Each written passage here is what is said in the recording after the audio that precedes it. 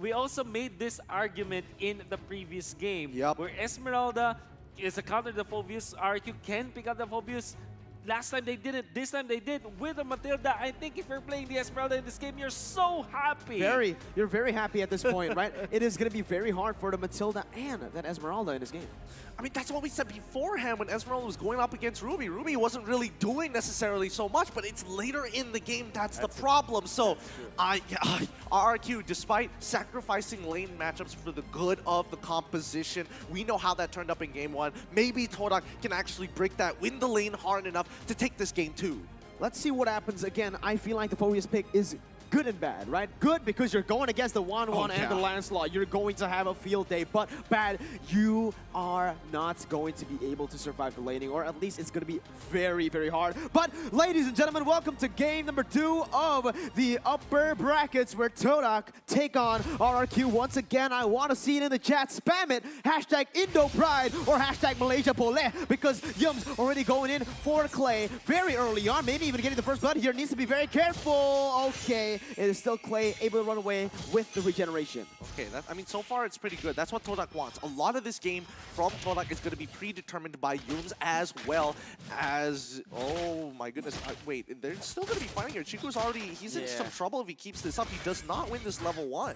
Oh, but Sin, actually, he might need to be careful as well because Yums has joined in here. We all know what the Cho can do in the early stages, especially with Chiku. That is a misposition perhaps right now as Vin will be able to open up the map, and that's going to be first blood picked up. Chiku already taken down, presented to you by Razor. Okay. That happened. That happened, yeah. There's really nothing much that can be said there. A very clear mistake coming in from Chiku. Wanting to get level 2 before he dies may not necessarily be the best idea, but, you know, Sin going to be very happy in his lane. He's going to take as much gold as he wants. That was so close. That was so close. Vin did this thing called the man-to-man defense. At least I call it. What you do as a roamer, position 5 is to just mirror where the opponent's roamer is. So you just really just man-to-man, just follow that guy so that you will not be able to make the moves. And as a Matilda, you're at least more, I would say, in the advantage because you can just poke easily. At the same time, you're a little bit faster as long as the Cho doesn't, you know, utilize that Jeet Kune Do as often. But the point is, you can defend your teammates so well with this Matilda just mirroring the movements of the opposing roamer. And that first few minutes, the 1 minute and 20 seconds, he was able to get the kill for himself and help his gold laner at the same time. Oh, but look at that. Yum's already going for the engage. It is going to be the Brilliance. The order popped in. Vin's still able to run away with the guiding win as Moon will pop the black shoes. This is going to be RRQ actually going to go in for the turtle. We'll be able to get that. Now with R7, using the demonic force all the way onto Momo. He's actually might be able to get the kill onto him, but on the other side, it's just an all-out brawl as RRQ will just take the turtle and back away. Okay, very interesting here. Yes, they go in for a fight here, and I think Momo is just seeing how much he can actually get away with. More importantly, he doesn't mind. He's already forced R7 to use his demonic force. Now he's got a very clear advantage in this lane as he pulls up the falling. He doesn't use the falling star moon, but the frost moon shield to start trading back against it. Going back to the previous fight where Chiku clearly making a mistake down on bot side, he did actually salvage the situation. He didn't give an assist over to Xin, and only Vin is the one who has the kill. If we're looking at Sin, they actually gave him the double lane treatment wherein you get a little bit of minions in the mid lane as well as your gold lane. So 2 lanes going in favor of Sin. And I wonder what his gold... 2,000 gold at this point. Yeah. My God. That is insane right now. But did you see what happened? A little bit of a miscommunication a little bit. Albert took the guiding win a little bit too early when Vin hasn't connected that Circling Eagle. But again, RRQ still staying in the lead. As you can see, Xin on that lead already, 600 above of Chiku. Let's keep in mind the smaller things here because Albert, he's already built into the warrior boots while Formace is actually rushing to get into that war axe as soon as possible. Oh my god, Yum's going in for the way the dragon will be able to knock Xin back, but it's going to be the Circling Eagle to disengage from that fight. Formace now joins in the fight. That is going to be a lot of damage placed onto him. Will force the flicker out from Xin, but nothing much more. The composure from Xin to not pop the flicker just as they got into him. He just waited for the right moment. The Circling Eagle to cancel the initiation coming up from TODAK, and then eventually distance created by the flicker. Look at the damage coming in from Albert. Is actually going to be able to force Moon back to the black shoes, and Albert will pick up a kill onto him in the mid lane with the help of the Lunox. Now Yums trying to open up the map for his team, but that is beautiful setup for the turtle. That was a really good play coming in from Albert here, forcing Moon into a situation where there's just no winning no matter what. You use the black shoes. He's holding up that champion stance just in case until the very last second. That way he gets pulled even further back in towards the mid lane, allowing the cooldowns from his Matilda to get back up to from the Lewis to get back up. Yeah, Yums went for the way the dragon kicks in back to his own purple buff. But what I want to talk about right now is that Phobius. The Phobius actually doing very good in lane, but wait a minute, Moon forced to go with the back shoes once again now, and that is going to be another huge resource burn right before the turtle. And look at the positioning coming up from both Clay as well as Vin, able to help Albert. At the first lane of trouble, they get out of the mid lane. Such discipline from RRQ HOSHI is allowing them to get this turtle scot-free. And not only that, bottom lane, because there will be a kill.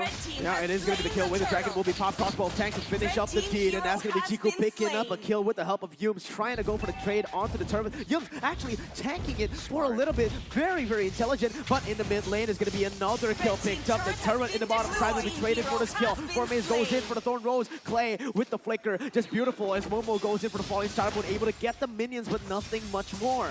Albert is playing a really good game. He's really getting to Moon's head here. He knows that he preemptively uses a lot his ultimates and isn't scared of using his resources and is punishing Moon for it. I do agree with that. For TODAK, however, they are able to get the push in the bottom lane. A very cheeky play coming out from Yums, tanking 3. Not 1, not 2, but 3 turret attacks. I guess with the dreaded armor, he kind of felt more confident with that.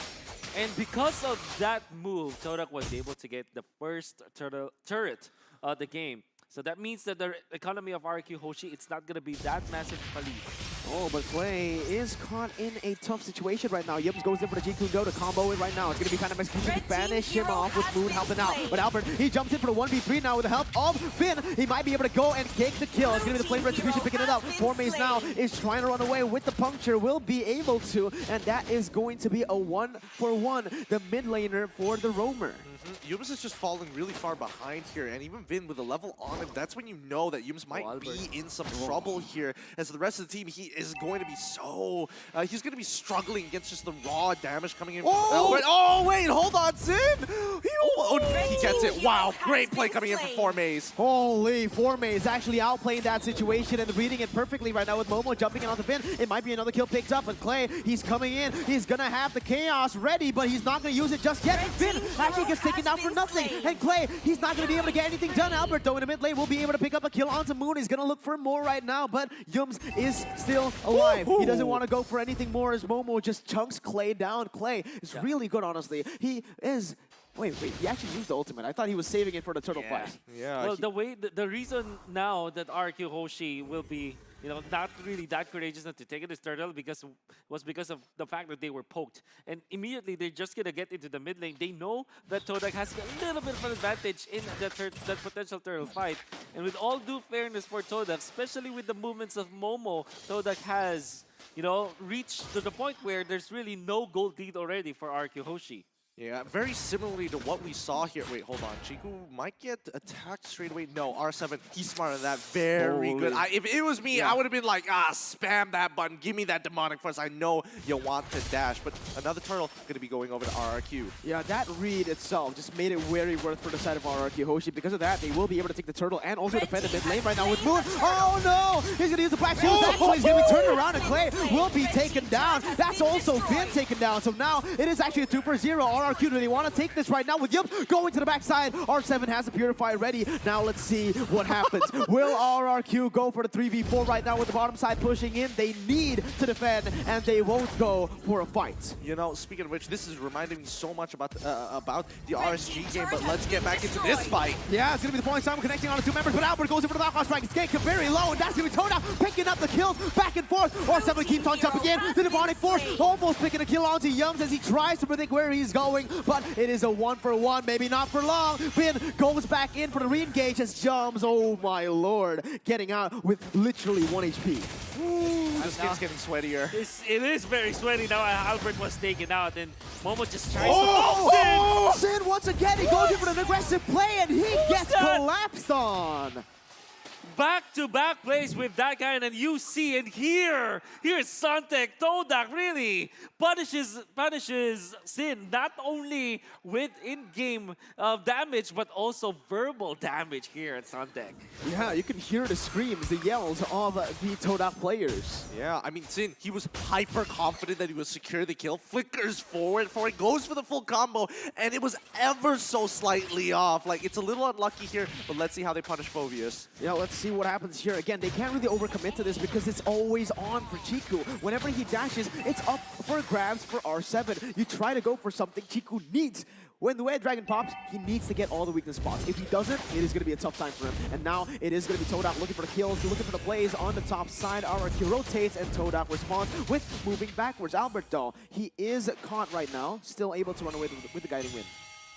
I mean, it's looking good. They've been playing this cross map for the side of TODAK. It's working out really effectively. And now, as we can see, Albert is a level down compared to Formace, who's been actively farming despite the number of turtles RRQ has taken. And TODAK, the entirety of TODAK, they are taking more turrets compared to RRQ HOSHI. 3-0 for now, but RRQ HOSHI quick work of the Lord this time, sneaking it in. Oh my god, Moon actually popped the black shoes. Clay is going to go backwards, and that is going to be the peel! all-out engage coming in. Albert is still able to survive for now, but a Phantom Execution will be able to take him down. R7 now caught in the bad situation, very, very low. Still able to use the Demonic Force to outplay for a little bit more, but it's going to be Clay in the midst of it all. Take him down, and Chiku, look at Chiku! He's been pushing in, and he has the waves. He's going to be able to take that tier 2 turret down. Now, with this, actually, the Lord will be taken by RRQ, but TODAK picks up the pace. Oh my goodness, Moon playing that situation so very dangerously.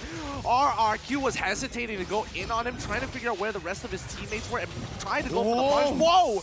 Moon, he takes the black shoes back, but it's still, look at this power from Momo, disrespecting the space. Oh, Formace. Oh, but look at that. Formace jumps in for the throw rolls, able to dodge it away, and Sin is coming back in, baby. Circling Eagle to the backside. Formace still able to survive for that, but the outplace comes in. Sin is in a 1v1. Momo's gonna get slain, and Clay will pick up the kill. It just keeps on going, baby.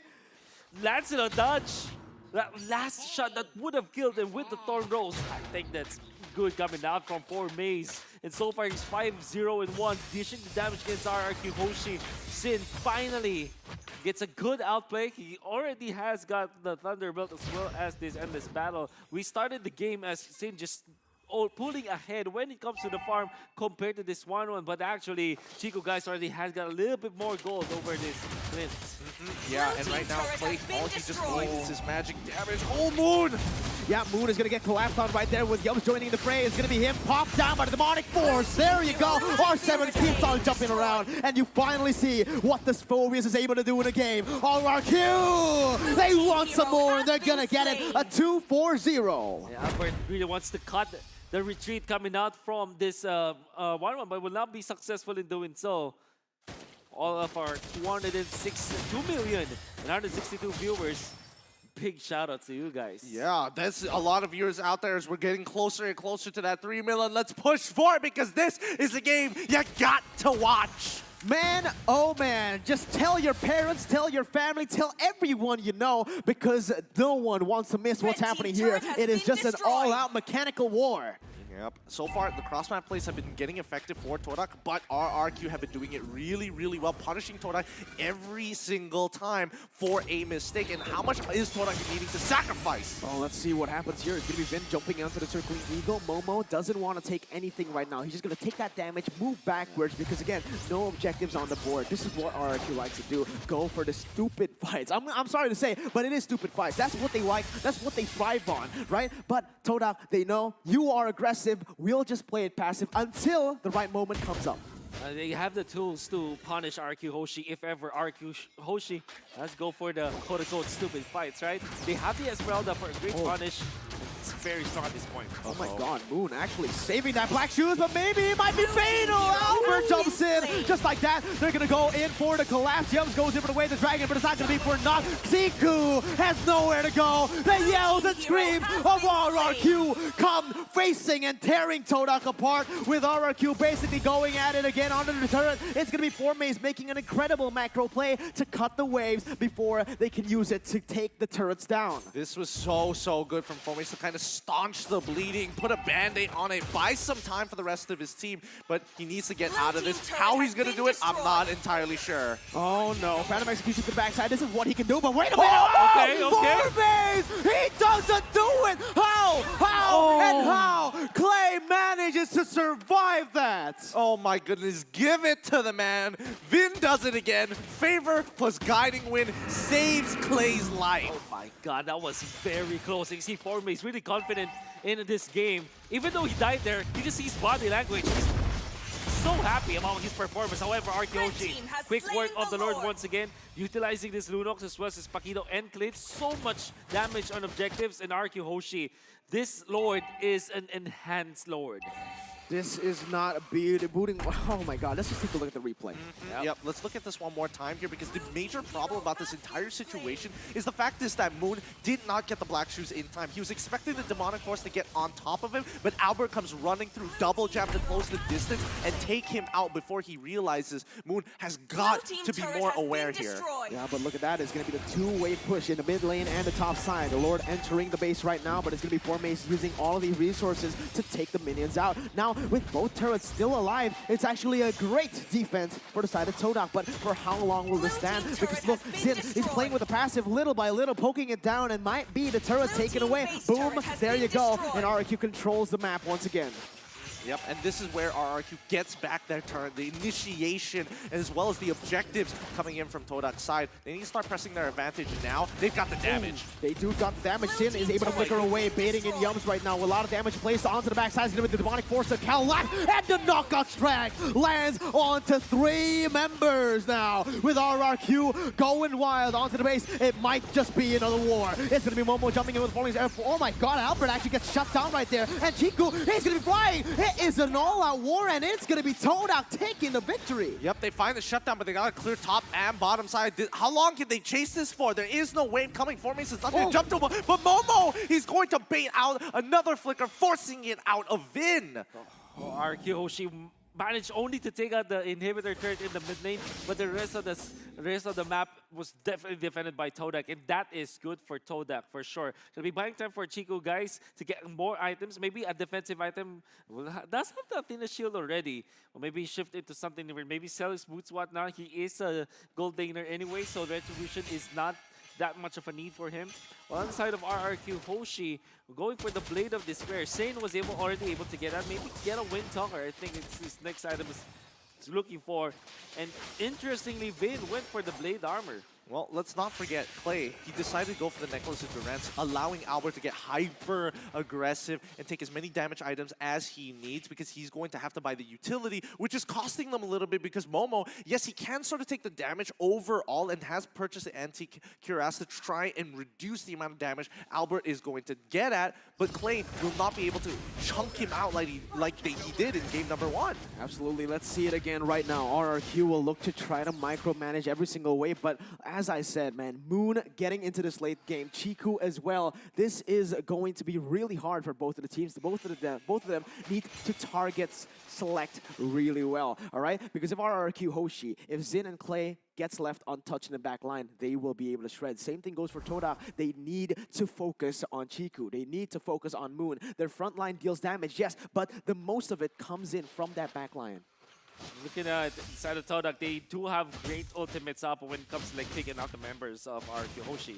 They still have this Way of the Dragon that can be followed up by the Falling Star Moon, or maybe, of course, the ultimate coming up from the 1-1 that will take not long time to get a kill.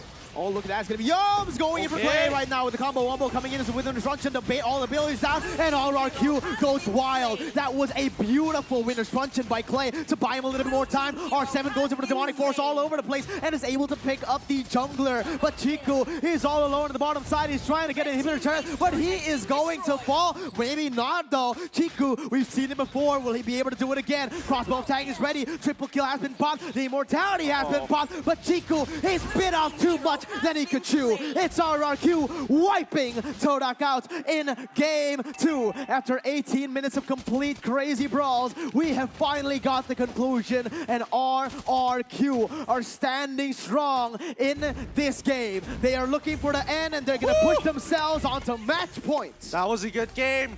That was a good game. TODAK taking a second round at RRQ, getting a little bit further this time. But at the end of the day, RRQ still stands up on top. You gotta give it to Albert every single